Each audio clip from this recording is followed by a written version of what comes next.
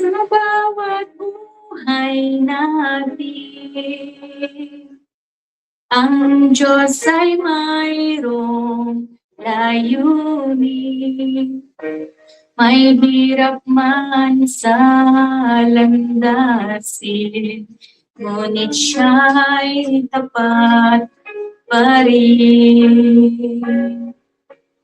Ang karunungan ng ating Diyos, di tulad ng sa atin.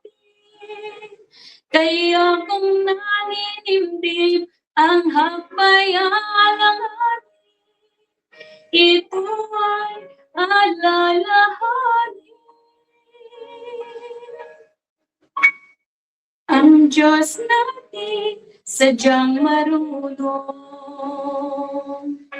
siya'y mabuti, tumutulong. Kung di maunawa kanyang kalooban, puso niya'y pagtiwalaan. Hawak niya ang bukas, ang salita niya'y di kukupas. Siya ang pag-asa, siya ang lunas, siya'y walang katumbas. Ngayon ay namamasdan, ngunit kita niya hangganan. At gaya ni Jesus na ating huwaran, landas niya'y ating lakaran. Ang Diyos natin sadyang marunong, siya'y mabuti, tumutulong. Kung di maunawaan kanyang kalooban, puso niya'y pagtiwalaan. Kailanman ang Diyos ay tapat, alam niya ang mabuti sa lahat.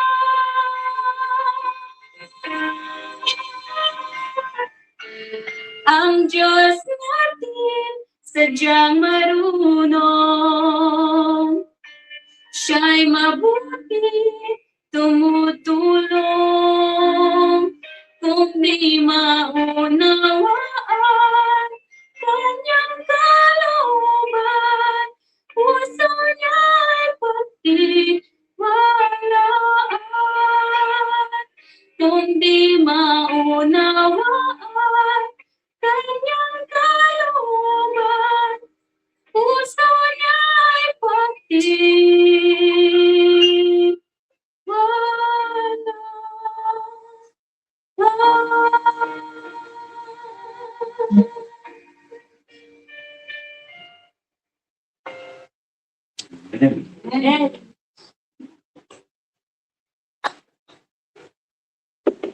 Thank you, Sister Marian.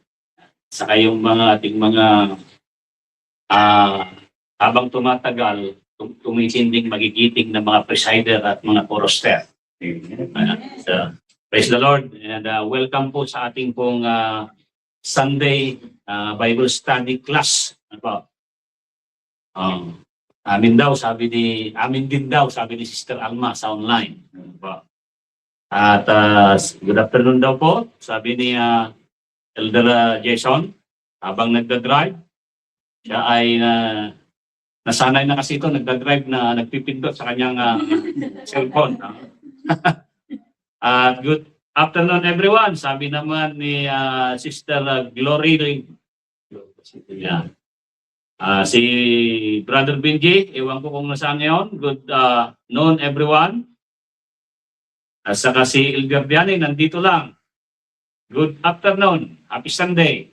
at si Sister Dina. Good afternoon, everyone. So, ang mga bumabati, mga kapatid sa inyo, hindi lang pala dito. Pati kayo din, binabati ninyo sila, kayo din ay kanila pong binabati. So, bago tayo magpatuloy, manalangin tayo ulit kasi hindi tayo nagsasawa sa panalangin. Panginoong Hesus, kami Ama, kami po ay nagpapasalamat sapagkat may pagkakataon na naman kaming pakialaman ang iyong salita dahil kinikilala namin ito na pagkain pang espiritual na magbubusog sa amin upang manatili ang kalusugan ng aming pang espiritual na buhay sapagkat napakaganda na may sa buong linggo ay mayroong kaming pagkakataong mag-focus muna sa inyo sa pamagitan ng panalangin at pag-aaral ng banal na salita. Maunawaan namin ito sa pamagitan ng banal na Espiritu. Salamat sa pakikinig niyo po sa aming panalangin. Sa pangalan ni Jesus, Amen. Okay, good afternoon. Sabi ni Sister Lance K. Uraria. Ayan ang kanyang Facebook. Yan, meron real name yan. Code name lang niya online. Ayan. Hello, good afternoon. Welcome po sa ating pag-aaral. Na-miss namin kayo. Ayan. Kami, nagbakasyon pala kayo sa Pilipinas. Kumusta naman po ang Pilipinas ngayon? Mura ba ang bilihin doon? Tumataas ang dolyar, mga kapatid. Sana mataas hanggang katapusan. Ang problema ay tumataas ang dolyar after katapusan, kaya walang may palit. Okay. Habang kayo po ay nagpapahinga, mamaya po ay yung mga hindi pa po kumain, marami po pong pagkain dyan. Yung pang lunch. At mamaya, pwede rin kayo na habang kayo nag-aaral ay kumakain. Okay lang nyo. Sabay spiritual, sabay physical. At mamaya meron din pong merienda. So, ayan. Ang ating pong pag-aralan ay makikita nyo po online. Nandun po yung title ng ating pag-aaral. Sinend ko din po yung aking pong outline doon sa group chat natin sa Light Bearer Bara. At nandun po, ang title po niya ay what? The Final Judgment in Revelation chapter 20. Ayan, ang tanong natin yan, kailan ang final judgment? Lagi nating naririnig na mayroong mga judgment. Yung iba siguro sa inyo ay nakakarinig ng investigative judgment. Ano ba yan? Ang iba sa inyo ay nakakarinig ng millennial judgment. Ano ba yan? At mayroong iba sa inyo nakakarinig siguro ng executive judgment na yung tinatawag na execution. Iyon yung lalong-lalo na yung hellfire. Yan na, parang impyerno ng apoy. Executive judgment. Now, dito ay mag-focus tayo sa final judgment. Kailan doon ang final judgment? Ang final judgment ba nandun sa investigative muna, ini-investigate muna, and then doon sa millennial judgment, o kaya doon sa execution? Ano po doon? Now, ngayon, sa ating pong pag-aral ay pasimulan na po natin. Maraming mga tao, siyempre, na ayaw pumunta sa korte. Ano po? Balitang-balita sa ating pong pinanggalingang country, ang daming nagdidimandaan. Magkabilaan ng demanda. Kung maaari, ay ayaw nating madimanda. Lalo na yung mga first time na madimanda ay nakaka-stress. Pati rin yung nagdidimanda, na-stress din. Dahil sa puno ng galit ng kanyang puso. Pero most people do not want to appear in court. Although, some criminals manage to go unpunished by earthly tribunals.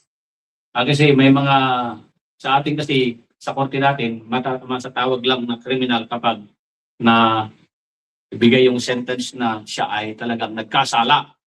Pero minsan kasi sa ating mga tribunals at mga korte, mayroong napapalawalang sala sapagkat sa kakulangan ng ebidensya pero totoong nangyari.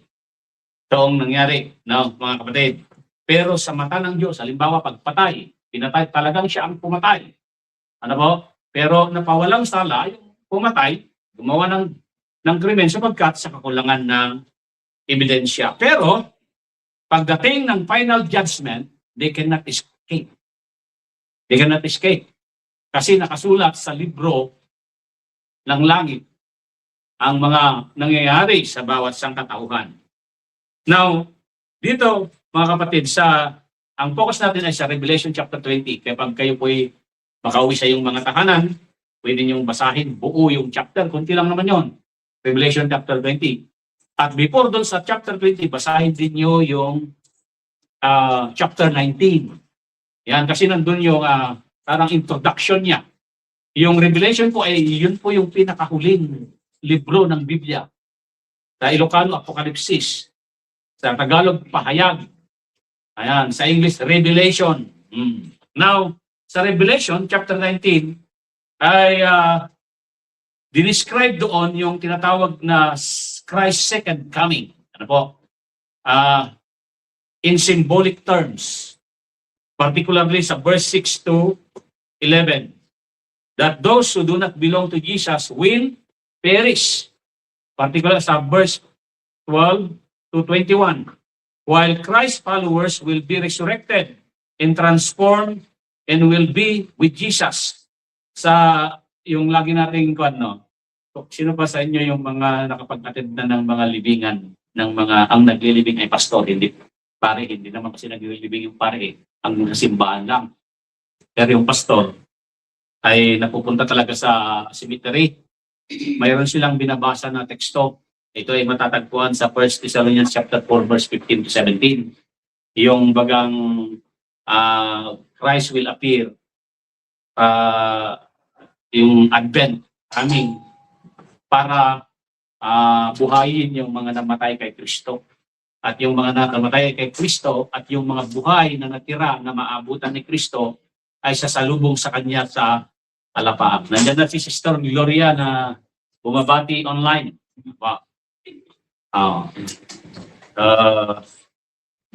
Welcome po sa ating pong pag-aaral ngayong hapon. So, yung outline po, meron pong events before and during the millennium. Yun ang ating focus ng ating pag-aaral ngayon. Dahil nakapokus nga sa Revelation chapter 20. Ito ikinukwento ko lang para madali yung mga nawaan. Kasi minsan, hirap unawain ba yung Revelation? Ano ba yan mga kwento dyan? Kasi karamihan doon, mga symbols. No? Kaya kung walang tutulong sa inyo na pastor at ang banal na espiritu na siyang hihingin nyo, ipanalangin nyo, hirap talagang unawain. Antokin ko, tulog na kayo. Kasi hirap talaga. So kailangan ng kapangyarihan ng banal na espiritu at someone will tell you sa Revelation chapter 20. Now, yung sa verses 1 to 6, ito ay events before the millennium, yung bago tayo magbakasyon. Yung millennium kasi, yung pagbabakasyon, 1,000 years vacation in heaven. Kasi nga, kinuha na, di ba? Kinuha na yung mga saints na pinabinuhay na uli, na sila'y namatay na, kaya binuhay uli. Tapos yung mga natirang buhay pa, dadalhin niya sa langit. So, doon magbabakasyon ng 1,000 years. So, sinong maiwan? Sinong maiwan? Ang maiwan ay yung mga makasalanan na hindi, wala sa libro ng buhay ang kanilang mga pangalan. Maiwan sila dito, nanatili silang patay. At sino pang maiwan? Si Satanas at ang kanyang mga anghel. Ayun, si Satanas at ang kanyang mga anghel ang maiwan. So, ngayon, yung events naman after the millennium, kasi na millennium, yung gitna kasi dito ay events before millennium at saka after naman, yung after. Anong mangyayari doon? Sa Revelation 7 to 10, the last battle in Satan defeat. Ayun na. Kasi kapag after ng vacation natin ng 1,000 years, yung ating city na tirahan sa langit, yung Jerusalem, New Jerusalem, ay bababa mula sa langit. At ito'y Satan will siguro, ewan ko kung anong klaseng missile ba ang ititiran niya doon sa hindi natin. Wala kasi nakasabing missile dito eh. Pero ang pinaka sa war, pag war ang sinasabi natin sa panahon natin ngayon, ang pinakakilala ay missiles. Ano po? Para panglaban, bubumbahin. Yung ating pong New Jerusalem kung saan tayo nakatira para last na subukan ng kaaway na sirain tayo. Patayin tayo para masira ang plano ng Diyos. Yan. Sa verse 11 to 15, yun na yung tinatawag na final judgment. At after noon, magkakaroon tayo ng tinatawag na executive judgment na kapag gagawin na ng kaaway yon, kasama yung mga wicked people, yung hindi naligtas kasi bubuhayin ulit eh, para maranasan nila na masunog sa naglalagablab na apoy. Ayan, yan ang kanyan. So, yan yung tawag yun, outline ba yan? Outline sa Revelation chapter 20. Now, sa aking pag-discuss mga kapatid doon ay yan, yung Revelation, yung executive judgment ay matatagpuan sa Revelation chapter 20 verse 9, 10, 14, and 15. Ayan. So at least nagkaroon na kayo ng overview sa Revelation chapter 20. Now, ang tanong, unang tanong. Who will be judged during and after the millennium? During and after the millennium. After the millennium, pagkatapos nating nasa langit, who will be judged? Sino yung mga masintensyahan? Wicked. Ha? Wicked. The wicked. Tama. Bakit? Dahil ito ang tanong din naman dyan, ay sino naman yung mga maghuhusga?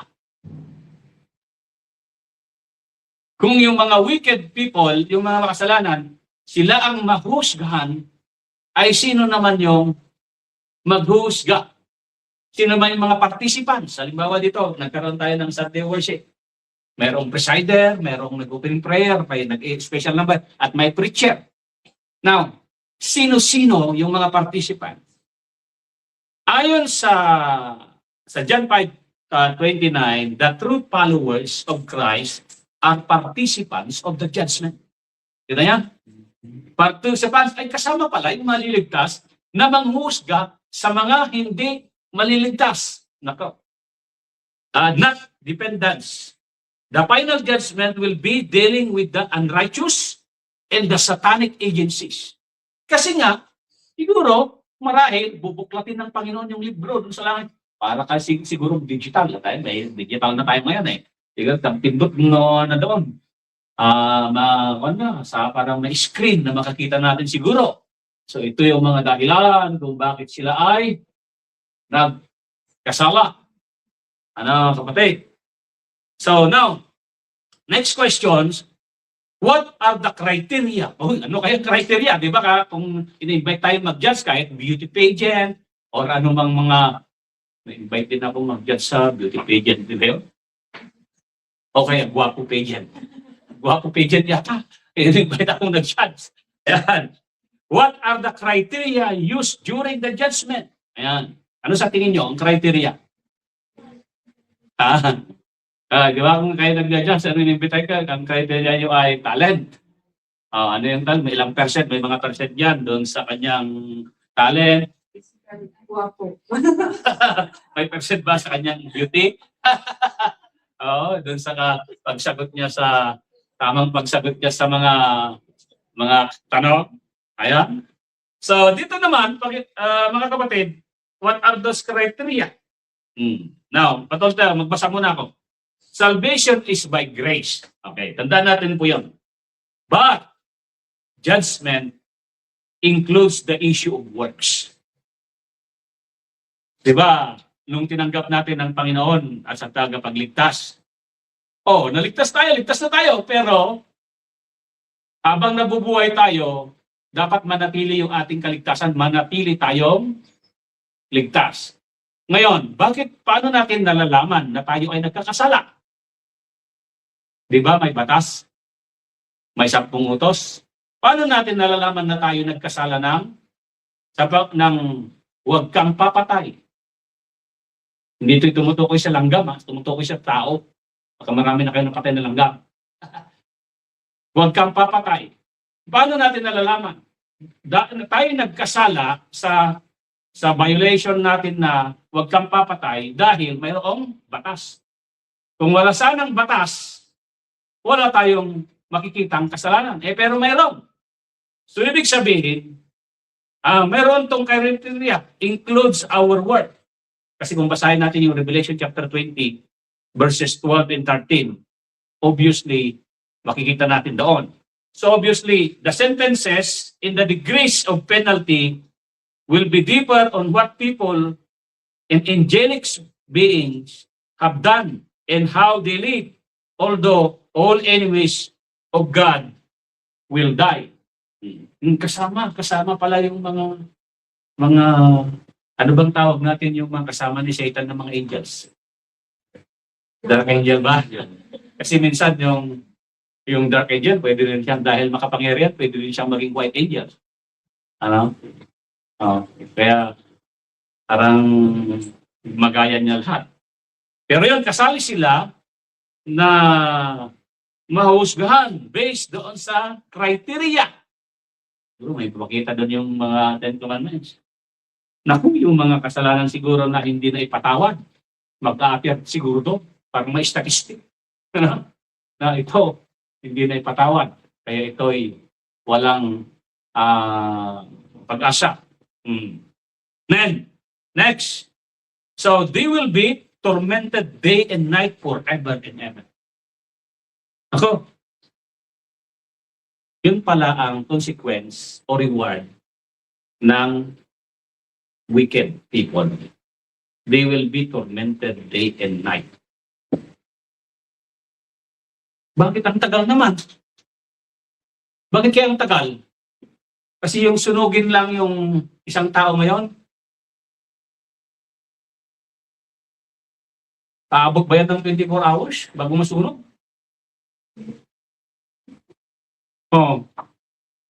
Anong pag mamatay ba yung wicked, naging bato na, kaya mahirap tunugin?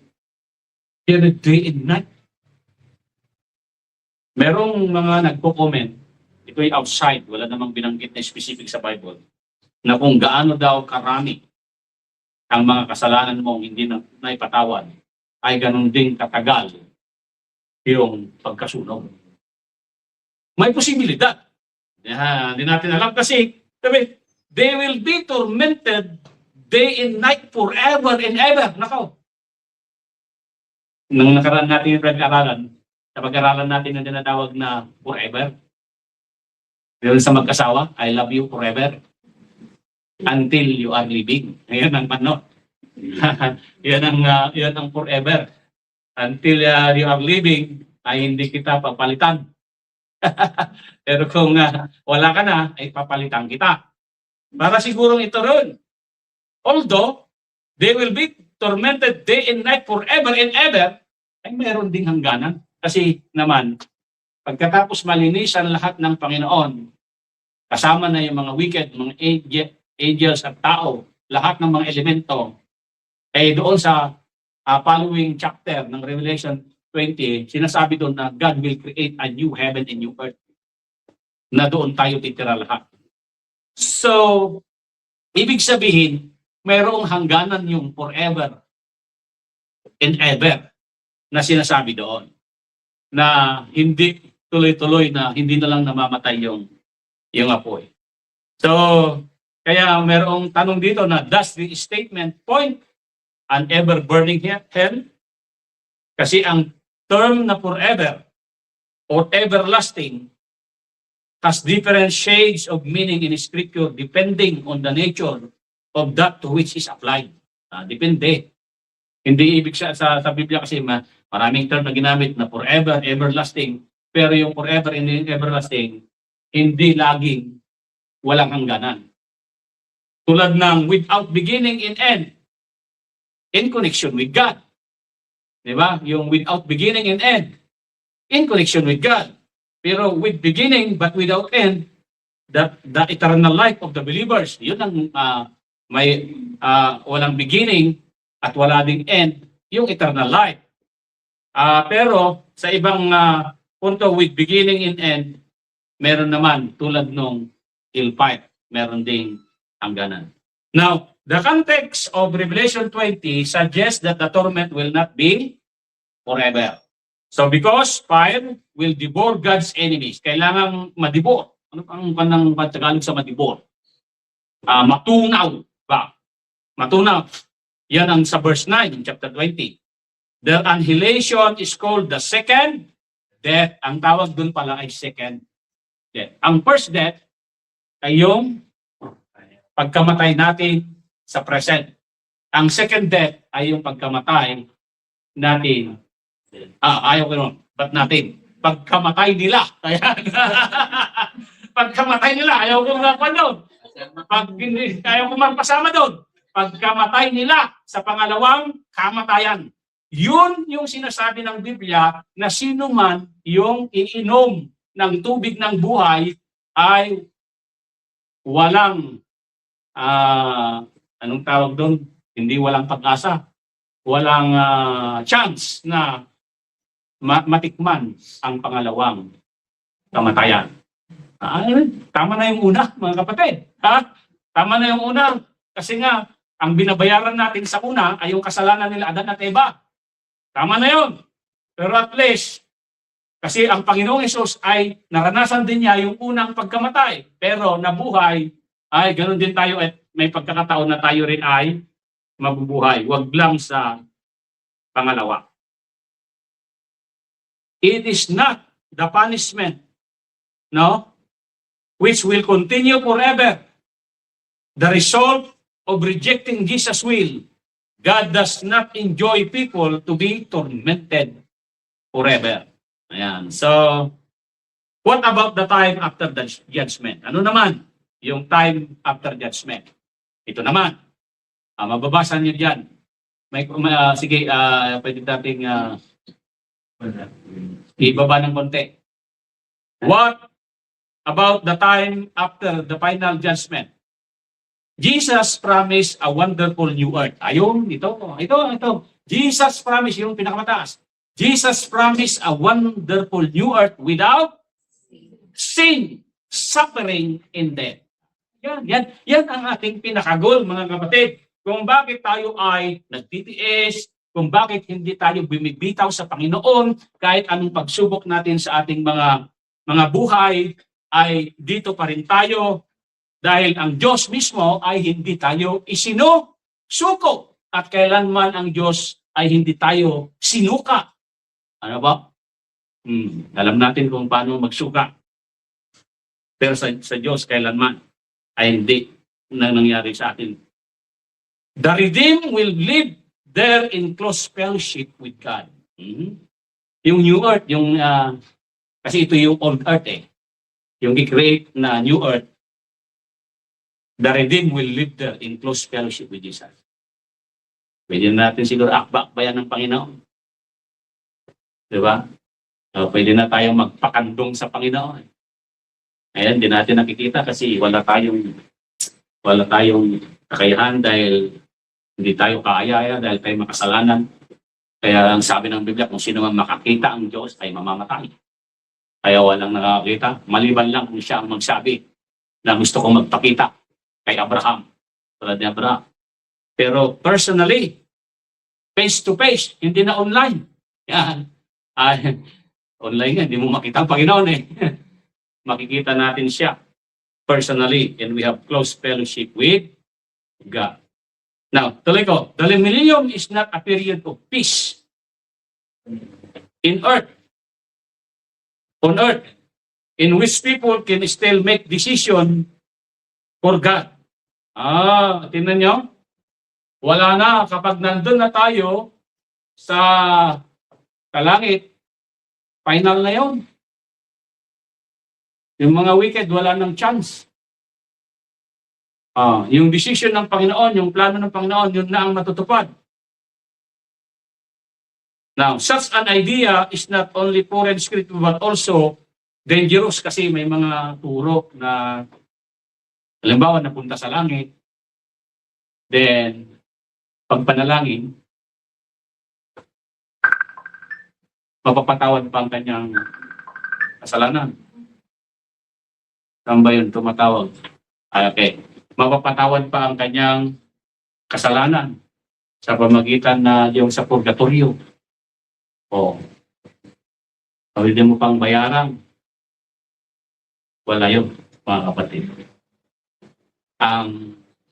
Pag nasa langit na tayo, nandun na yung final reward. Nandun na rin yung final reward. Kasi i-announce na natin yung sentence. Kaya nga, ang sabi natin kanina sa ating pag-aaral na we will be participating. Parang sa korte ba? Nandun na yung mga akusado, ibabasa na yung final sentence ng wala nang preliminary judgment, tapos na. Kasi ang preliminary investigation sa korte, ay kwento ko muna para madali nating maunawaan. Di ba sa korte natin halimbawa sa Pilipinas, bago ka proceed sa trial, ay pag may nagsampa ng kaso, sasampa sa prosecutor. Yung prosecutor titignan kung mayroong probable cause yung sinampa sa yung kaso. Pero bago magpunta sa trial, magkaroon muna ng tinatawag na preliminary investigation. Ang tawag naman natin sa pag-aaral natin sa Biblia ay investigative judgment. Para bang may attorney ka, tapos i-abogado ka muna niya, tignan niya kung magkasala po pa o hindi. Parang sa prosecutor, titignan niya kung may probable cause. Baka kulang na ebidensya kasi baka ipusin niya sa trial, kulang pala ang ebidensya at walang nangyaring preliminary investigation, ibabalik din sa prosecutor office. Yun ang kandon. So ngayon, pero kapag nag-proceed na ng trial, after ng mga panahon na para yung judge ay magbigay ng sentence, ibabasa na ng kanyang clerk. The clerk of course will now read yung patong na siya ay guilty or not guilty. Tak, sabi na ng judge. So ganun din yan sa millennium. Pag nandun tayo sa langit, wala nang panahon pa na magdesisyon na pwede pang maligtas sa pamagitan ng purgatorio o ano-ano man may papanalangin. Wala na. Kundi, babasahin na. Tayo siguro magbabasa kasi participant sa judgment baka tayo magiging clerk of court. Sasabihin na doon, this is now the time na sila ay nagkasala. So, because it is indirectly encourages people to put their decision to God at a time, when it will be too late, wala na. Final na. The millennium is the time of God's final judgment. So ulitin natin, ang title ng ating tema ay The Final Judgment in Revelation chapter 20. Kailan yung final judgment? During the time of millennium. Parang sa korte, ang final judgment hindi dun sa kulungan. Sa ibang salita, ang final judgment hindi yung papatayin sa pamagitan ng impyernong apoy. Kundi ang final judgment ay mai-announce, may papakita during sa korte pa lang. Doon sa during the time of millennium. Then after the millennium, yun na yung kininto kanina na executive judgment through the lake of fire. Execute na Now, so the millennium, ulitin ko, is the time of God's final judgment in Revelation chapter 20. However, God's children do not need to be afraid. Ito ang maganda. Bakit ka matatakot? Nandun ka na sa langit. Di ba? God's children do not be afraid because God intervenes for them. Ayan. Ang Panginoon na ang bahala. Kaya ngayon, napakasimple at napaka-igsing sentence. Anong sinabi? The choice is ours. Nasa sa atin ang pagpili kung gustuhin natin yung second death, the lake of fire, o ayaw natin. So, meron pala tayong freedom na pilihin, mga kapatid. So, huwag tayong maniniwala na ikaw ay na pinanganak ka ng ang destiny mo ay mapupunta sa impyerno. Yun, mga idea na yun, ay idea ng hindi sa Diyos, kundi sa kaway. Huwag kayong maniniwala. May nagsabi, paglabas kayo sa relihiyon na Iglesia ni Cristo, hindi kayo maliligtas. Huwag kayong maniwala doon. Ha? Totoo naman yon, yung sinabi, ang maliligtas lang ay yung Iglesia ni Cristo. Totoo. Yung tunay na Iglesia ni Cristo. Totoo naman yon, pero hindi lang sa pangalan. Hindi nakukuha yan sa pangalan. Sapagkat, nung panahon ni Jesus, di ba, ang Israel lang ang maliligtas noon? Hindi maalam na yung mga hinten? Namatay ang Diyos para lang, hindi lang sa mga Jews, kundi pati sa mga Gentiles. Therefore, nagkaroon tayo ng pagkakataon na kahit hindi tayo Hudyo, tayo mga Pilipino, ay magkakataon na matatanggap natin ang buhay na walang hanggan. Ayan, mga kapatid. So, kung may mga magsasabi ng mga religiyon at hinuhusgahan, ano ka, Diyos? Namatay ang Diyos para sa akin. Hindi ko kaya mararanasan ng second death. But the choice is ours. Amen? Ayan. May mga tanong po kayo bago awit yung pang-closing song? Tanong mo na ay. Tanong. Habang nagtatanong, nagintay na lang, sabi ni Sister, sino ba itong si Gemini? Ayan po. Ay, sigaw pala. Hello. Hello, Joy. Ay, binahati niya si Joy. Ayan, kasi sabi niya, hi, Jing. Jing pala. Pero sa Facebook, Gemini. Naku, sinabi ko na yung sikreto mo. Di balik. Hindi naman nakita ang mukha mo. Okay. So, may tanong? Ano nga yun? Yan. Mayroon pa tayong 5 minutes. Kung magtanong kayo, huwag kayo pong mahiya kasi sa lahat po ng ating mga pag-aaral, pwede kayong magtanong. Ng mga nakaraan nating pag-aaral. Kung mayroon yung mga tanong na bumabagabag sa inyo hanggang ngayon ay hindi nagkaroon ng kasagutan, o kayo may nasabi ako na hindi nyo naunawaan, na you need more clarification, mas maganda. Meron po ba? Kung nasa bahay kayo, meron kayong gustong tanungin, pero nandito na kayo, nakalimutan ninyo? Isusulat. Okay, isusulat. Para sa next Sunday, yun ang sasagutin natin. Bakit? Meron bang reward na ibibigay? Pag maganda yung tanong? Meron daw. Ay, talagang maraming magtatanong yan sa next Sunday. Elder Jason, nandiyan ka pa ba nagtatry? Paano natin ito sasagutan? Meron daw reward, yung pinakamagandang tanong. Sa susunod na linggo. Approve na daw. Bakit? Sabi ni Treasurer Alma. Amen. Atin pong piliin ang Panginoon. Ay, piliin pa lang Panginoon. Amen, piliin ang Panginoon. Hindi yung amen na yung pinakamaganda ay may reward. Treasurer kasi yun sa church. Now, ayan. Kahit yung katuwaan lang na reward, no? Merong Christmas, nung ako'y taga-graduate lang ng college. Nakatanggap ako ng reward. Pinaghirapan ko yun. Kaya talagang ang ganda yung reward po, mga kapatid. Nakalagay sa yung box ng malaking karton. Parang refrigerator. Pero tataka ako, bakit ang gaan-gaan yung karton? Tapos ang hirap pang daming mga tape. Ang hirap pang buksan. Nung nakita ko ang laman, yun naman pala pang ano? Alam niyo yung pang ano sa siya, yung sabaw? Yung pang ano na pang? Anong tawag daw? Pump? Pump? Ganda naman itong gift ko talagang. Sabi ko, pani yung mga kapatid. Kahit ganun-ganun lang kasimple ba? Mahirap naman, naka-uwi ka, nakabarong ka, tapos ang hawak-hawak mo, pump. Huwag isa na kong trolley para mag-grocery. Okay, so bago tayo paringkan ang manalangin mo tayo. Panginoon, salamat po sa talino at pangunawa sa pamagitan ng Holy Spirit sa Revelation chapter 20 na pinamagatang the final judgment, na ang final judgment ay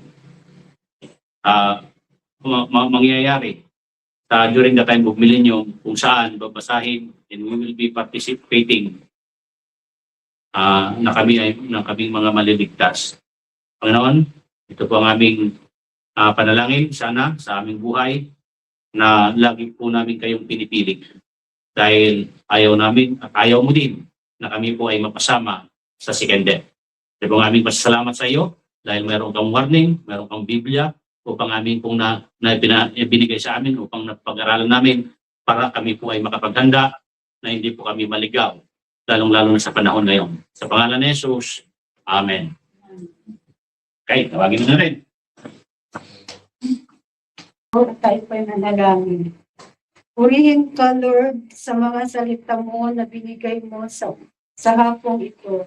Muli, binigyan mo kami ng paalala sa mga bagay na darating.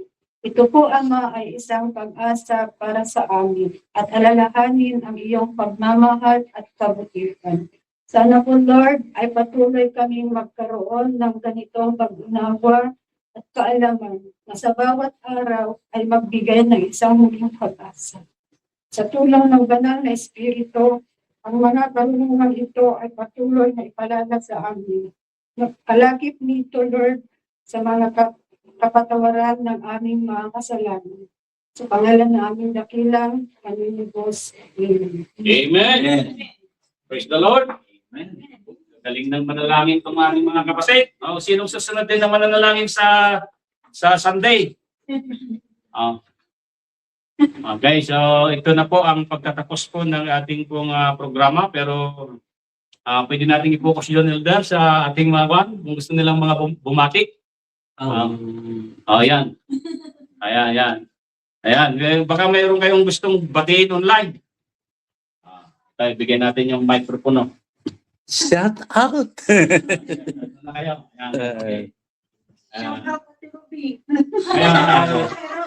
Naka-ready na ba yung parang Ate Rabi? Bago tayo mag-shout out, ano po yung parang estemo mo na rin sa yung pag-aaral ng banal na kasulatan every Sunday? Meron sinong gustong maunang magsalita? Nabigla yata kayo. Ikaw muna. Mag-testimony tayo sa sunod-sunod. Yan, bago tayo mag-shout out. Good afternoon ulit. Yung una, nung nakapagsimba lang ako nung statutory holiday kasi nagkataon na Saturday, kaya sabi ko, saan kaya yung church dito sa Taypa? Kaya inano ko si Chinchin, yung dati nandito, nasa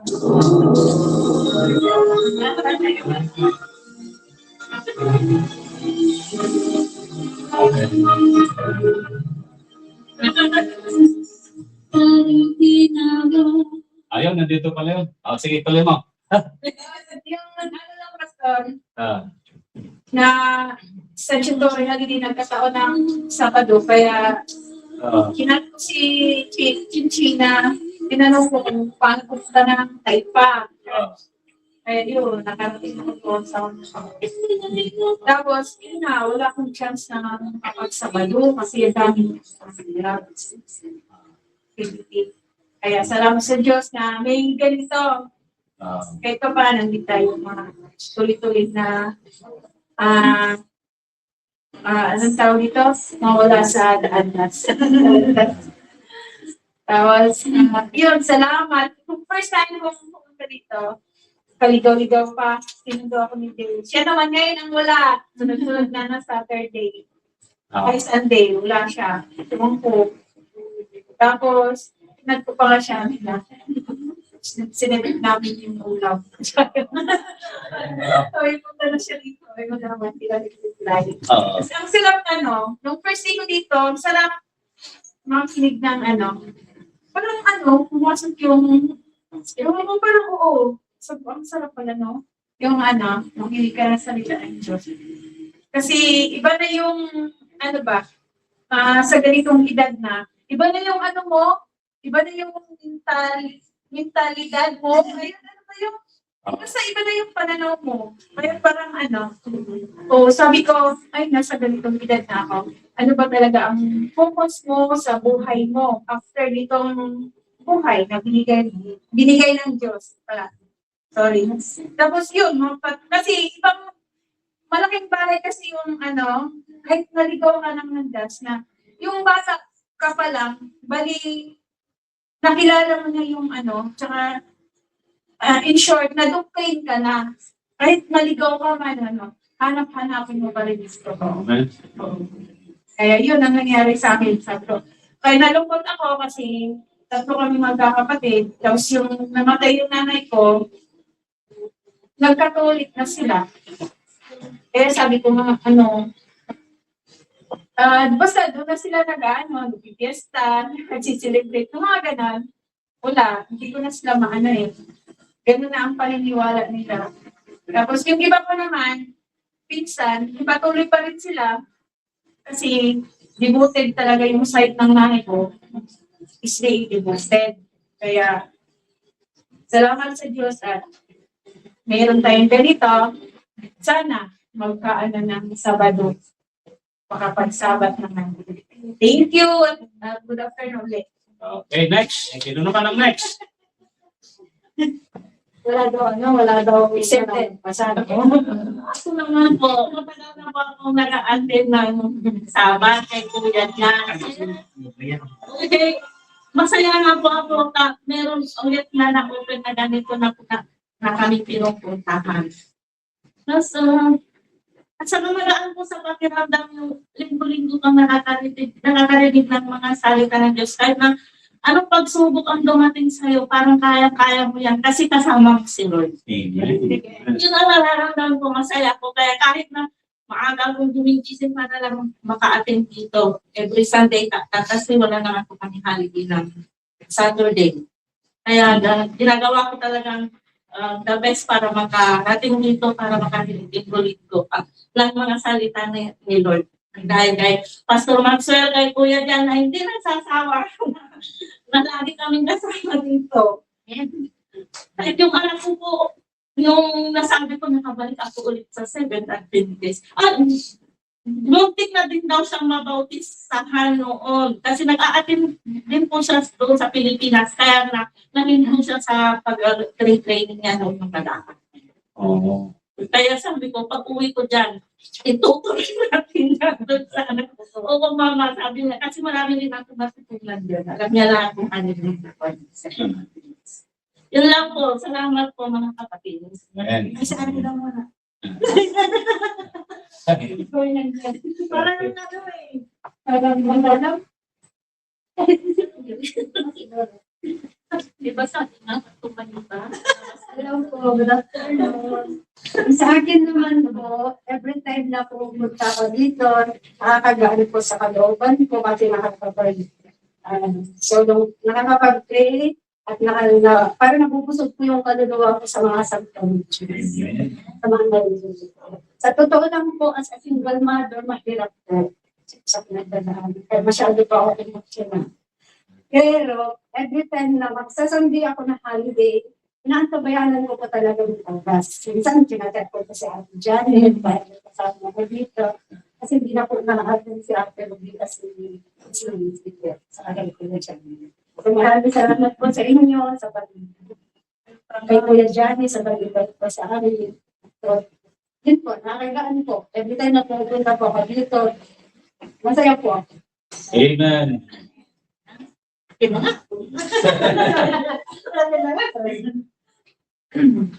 Tumayo na ako sa harap, tapos di ako tatayo. So, hindi kasi, di ko alam, pero talagang kasi sobrang emotional ko kasi sa dami ng pinagdaanan ko sa buhay. Sa dami ng pinagdaanan ko sa buhay. Totoo ko ngayon. Parang sabik na sabik po akong maglingkod sa Panginoon. Amen. Kaya Kaya alam niyo, nung nalaman ko na si Pastor Maxwell nandito sa Macau, hindi ko siya tinigilan. Talagang pinano ko siya na dito na ba siya naka-assign, naka-destino, tapos ano, tinatanong ko kung meron mga Bible study na ginaganap, gano'n. Talagang tinanong ko lahat. Tapos nung sinabi ni Pastor na nakakaroon ng church dito sa Bara. Noong na hindi pa hindi pa ako pumunta. Parang nire-ready ko yung sarili ko. Tapos sabi ko, nagkaroon ng statutory, kagaya ni Nete. Sabi ko, araw ng Sabado ako.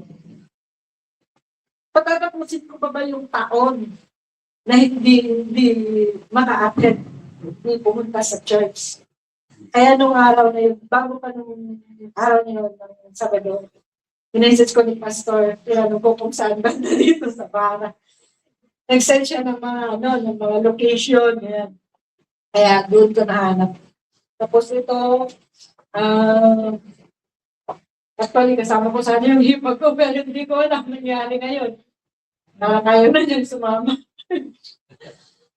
Pero, para sa akin, parang bless na bless po ako na ano ko ulit si Pastor, tapos nandito ako ngayon, nahanap ko yung ng Panginoon para kahit Sunday is makarinig tayo ng mga banal na salita ng Panginoon. Para po ma-refresh po yung natin, yung sarili natin. Tapos yung pagkaligaw natin ng landas is sana hindi na yung mangyari ulit. Amen. Next. Ayan, sister. Sige lang, ano yung gusto mong sabihin? Magpasalamat po ako sa screening po may ganitong gawain po at napapatibay talaga ng pananampalataya natin. Magpapasalamat ako na yun lang tayong makikinabang maghiniwala ng maraming salamat. Next. Nagpapasalamat po ako sa inyo dahil sa tagang preto, first time po maka-attend itong Adventist na, last year pala. Last year, nagpapag kay Sir Johnny, nakilala ko sila, tapos sinama kami. Para bang yung pag hindi ako, sa totoo lang, ako ang dami ko nang napasukan Totoo lang na dami ko nang napasukan na kaso lang, ko yung, sabi ko sa mga anak ko, saka yung isang anak ko, mas maganda yung dito. Kasi, sabi ko, hindi sa yung sa Panginoon kasi na ko sa Panginoon, na lahat ng, yung bang inaano ka niya, siguro, pinili niya akong papunta rito, para dito mananampalataya, kasi sa dami kong naanuhan, dito ako, kaso lang, hindi ako sa dami ng yung pinagdaanan. Kasi nakauwi ako nang wala sa oras, dahil sa kapatid ko yung pinag-pray ko lagi dito, na may cancer. Ngayon nakauwi ako, tapos kababalik ko lang yung class ko. Tapos, yun, sabi ko, yung piliin ko pa yung nasa puso ko kung ano yung, sabi ko, dito ako, malarapat na sabi ko. Tapos, pero sabi nila, natin daw sa amin sa Pangasinan, yung ganito. Yung alam ko, hindi ako maka-buhay ako Sabi ko, sa pananampalataya, yung ko rin yung piling ko, dito ako, yung magaan, sabi ko, magaan ako sa pananampalataya. Tapos sabi ng anak ko isa, tayo, kaso lang yung anak ko isa, nasa trabaho pag ganito yung, hindi pa tuloy-tuloy sa amin, overtime ka, tapos pag nakikita ko, kaso lang, siyempre nasa trabaho ako, patilip-silip lang ako pag live. Eh, sabi ko, pag naano lang ako, gusto ko magpatuloy. Kaso lang, nasa Panginoon naman, ay nasa puso ko talaga magpatuloy. Gusto ko magpatuloy, kaso yung trabaho natin, wala sa time minsan, yung trabaho, gabi-gabi na nakaka-uwi. Tapos yung sa Friday pala may Friday ba yun? May live dito. O may live. So, naano ko na, minsan nakikita ako makakita. Salamat kay Sir Gianni. Kasi kung wala siya, wala kami dito. Kaya nagpapasalamat ako dito sa Steven Orientes, kasi yung asawa ko naka-atin dito. Sa kanyang anak ko, nandun inaano ko, salamat sa Panginoon dahil nakita kami dito. Amen. Okay, si Sister Gloria, last. Sister, yung isa, asawa ko yun. Yan yung misis ko. Pero Sister Gloria, ayan, nga siya, no, sa salita. Papakilala mo na po ako si Sister Glory Green. Pero ano po, dati na po akong Adventist, Adventist po ako. Ma-attend lang ako dahil wala pa akong trabaho sa ngayon. So yun nga, base sa mga despite ng mga problema natin, ako nga jobless, moneyless, lahat. Pero I feel so complete dahil alam ko na ang Panginoon ay hindi ating pababayaan. So yung mga pinagdaanan natin mga yan, basta mag-ano lang tayo sa Panginoon. Ako hindi mo talaga mahalata na